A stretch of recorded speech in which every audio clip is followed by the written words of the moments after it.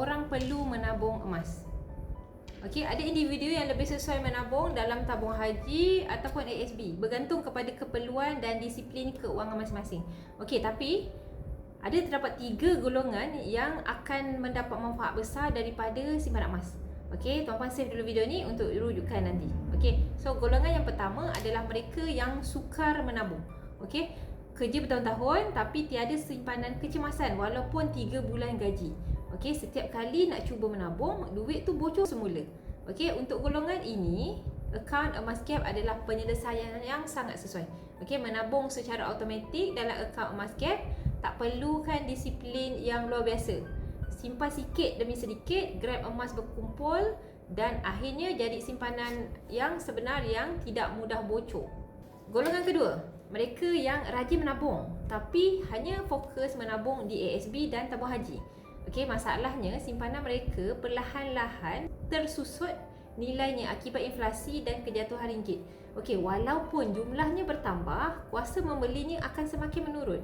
Okey, untuk simpanan jangka masa panjang, emas adalah pelindung nilai yang paling berkesan.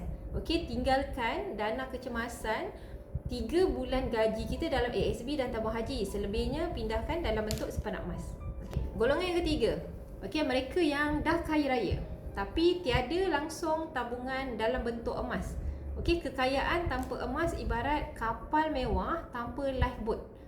Kapal besar sekalipun berisiko karam bila ribut datang. Dalam dunia sebenar, risiko pembekuan akaun, krisis keuangan dan inflasi melampau boleh menenggelamkan kekayaan dalam sekelip mata. Emas akan jadi pelampung keselamatan yang menyelamatkan kekayaan sesebuah keluarga. Okey, inilah sebabnya kenapa pakar-pakar keuangan menyarankan kita sekurang-kurangnya 10% daripada kekayaan kita disimpan dalam bentuk simpanan emas sebagai penanda aras.